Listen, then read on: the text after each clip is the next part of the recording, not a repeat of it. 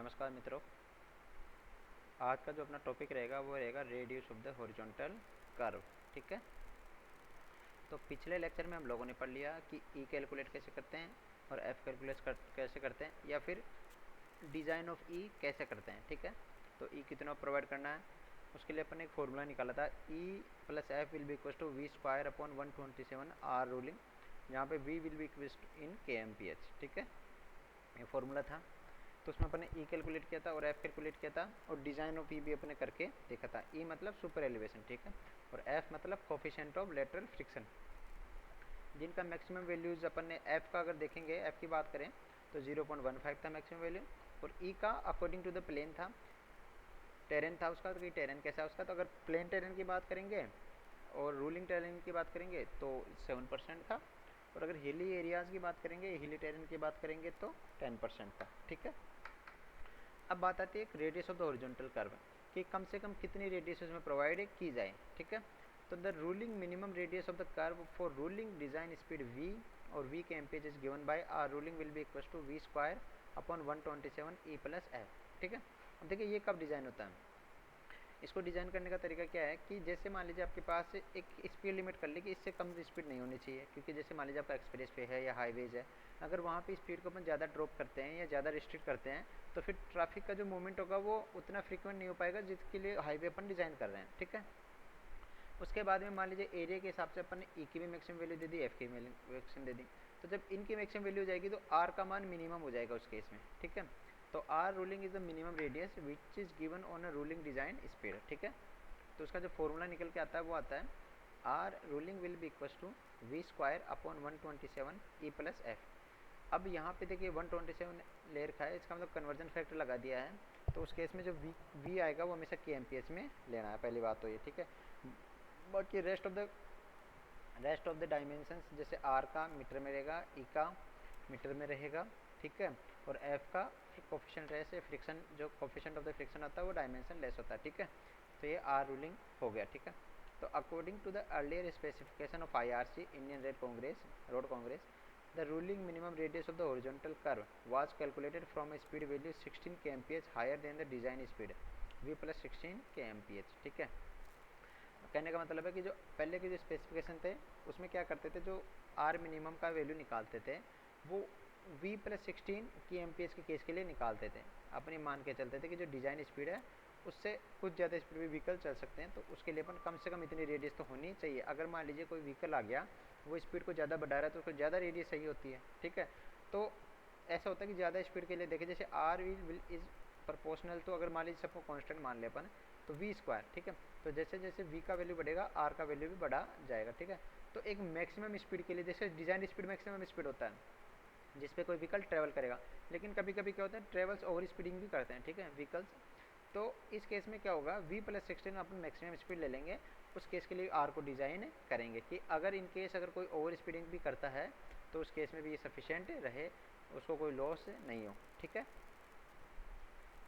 एक एग्जांपल ले रखा है, calculate the values of ruling minimum and absolute minimum radius of horizontal curve for a national highway in plain terrain. ठीक है, assume the ruling design speed and minimum design speed values are 180 kmph। ठीक है, देखिए इसमें अपन को v plus 16 नहीं लेना है। ठीक है, देखिए अगर रूलिंग मिनिमम रेडियस की बात आती है तो जो अपन डिज़ाइन स्पीड लेते हैं वो होते हैं रूलिंग डिज़ाइन स्पीड प्लस 16, तो यहाँ पे आ जाएगा 116 इस केस के लिए। ठीक है, जबकि जो मिनिमम डिज़ाइन स्पीड है उसके लिए अपन को एब्सोल्यूट मिनिमम रेडियस आएगा वो 80 kmph पे ही अपन को कैलकुलेट करना है। ठीक है, और फॉर्मूला वही लग जाएगा v square upon 127 e plus f. ठीक है, तो ये कोई ज़्यादा हार्ड नहीं है, सीधा वैल्यू पुट करना फॉर्मूला में और आपको आंसर मिल जाएगा।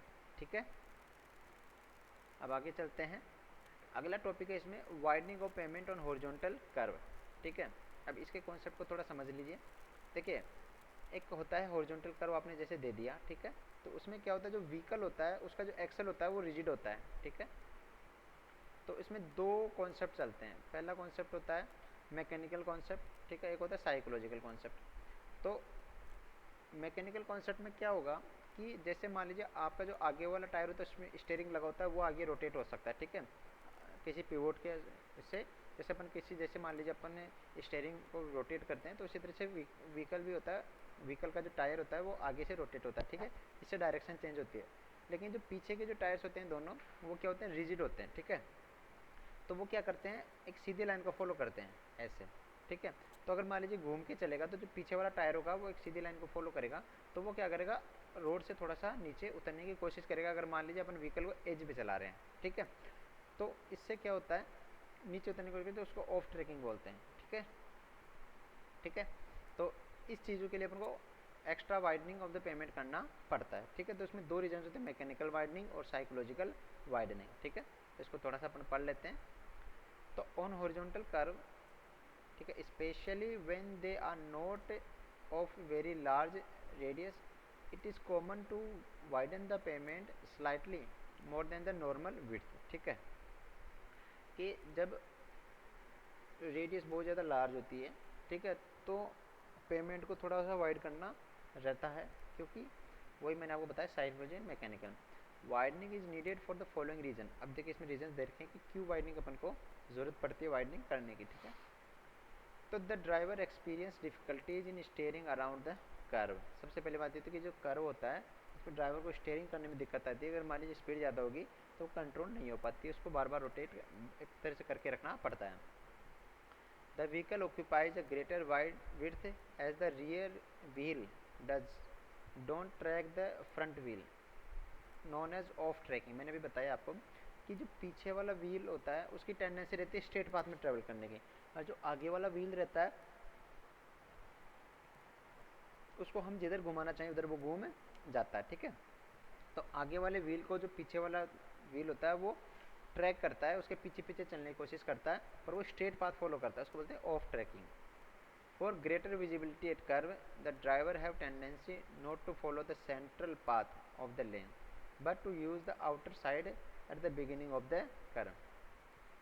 अब एक ड्राइवर टेंडेंसी होती है, ड्राइवर टेंडेंसी क्या रहती है कि वो क्या करता है, अच्छी विजिबिलिटी के लिए क्या करता है, outer side of the curve में रहने की कोशिश से करता है, ठीक है। तो the greater visibility at curve, the driver have tendency not to follow the center path of the lane but use the outer side of the beginning of the curve. के मतलब उसकी क्या होती है, जो कर्व में जो लेन होता है उसमें वो आउटर साइड चलने की कोशिश करता है। उसके दो रीजन होते हैं। सबसे पहले देखिए ऑफ ट्रैकिंग का ही रीजन होता है, उसको पता हो कि पीछे वाला टायर सीधा जाएगा तो नीचे ना उतर जाए।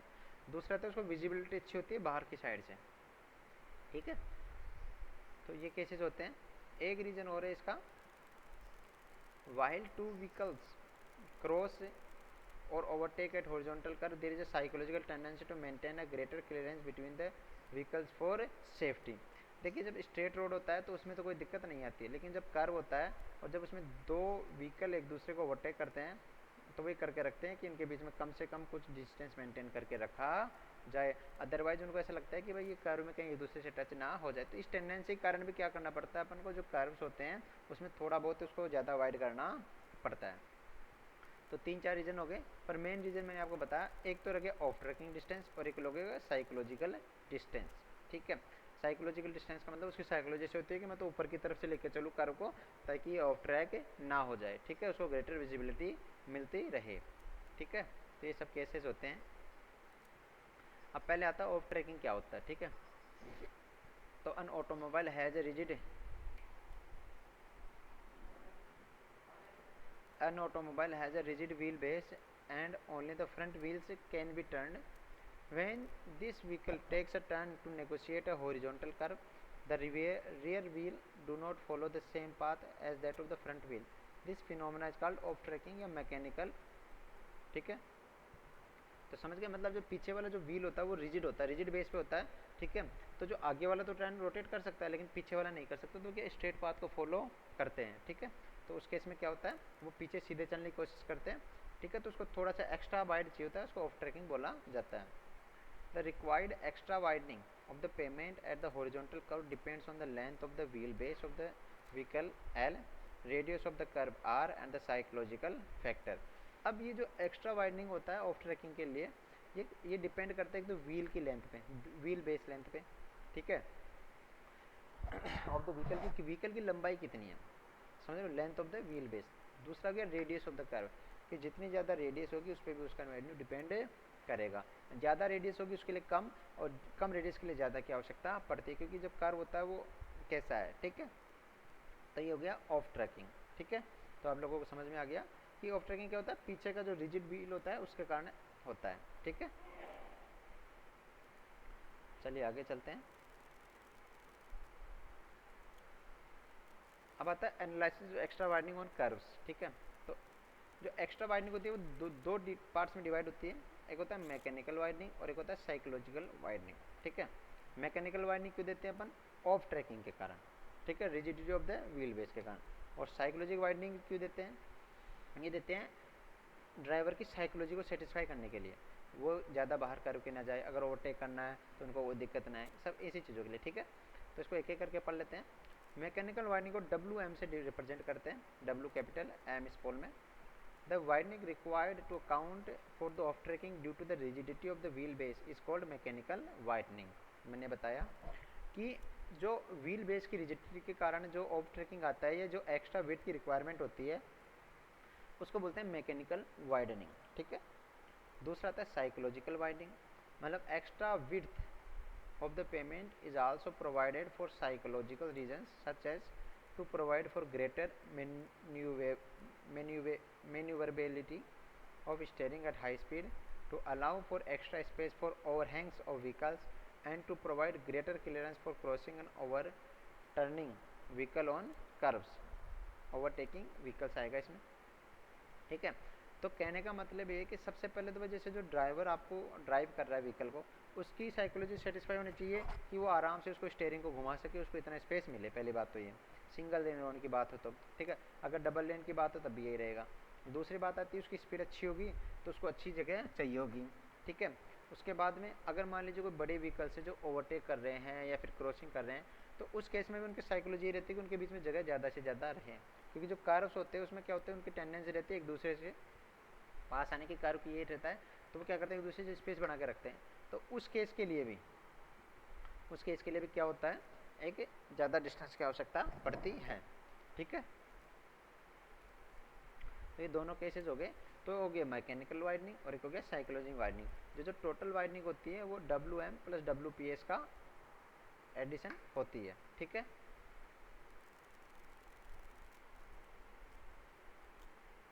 तो ये मैंने बता दिया, total widening W will be equal to WPS plus WM। ठीक है, अब इनको कैलकुलेशन कर लेते हैं कि कितना वैल्यू इसका रहता है। तो सबसे पहले देखेंगे अपन मैकेनिकल वाइडनिंग। ठीक है, तो इसको WM से रिप्रेजेंट करते हैं। तो देखिए, अगर एक अपना जो रेडियस है R1 है और जो व्हीकल है वो स्ट्रेट पाथ फॉलो कर रहा है, ठीक है, तो उसके कारण हो गया R2। तो जो मैकेनिकल वाइडनिंग का फर्क हो गया वो हो गया R2 माइनस R1। ठीक है, तो फ्रॉम ट्राइंगल OAB R2 का वैल्यू आ जाएगा, इसमें जो R1 है वो OA के बराबर होगा। ठीक है, तो OA स्क्वायर विल, अब यहाँ पे 90 डिग्री का एंगल बन रहा है, तो ये तो होगा हाइपोटेन्यूज।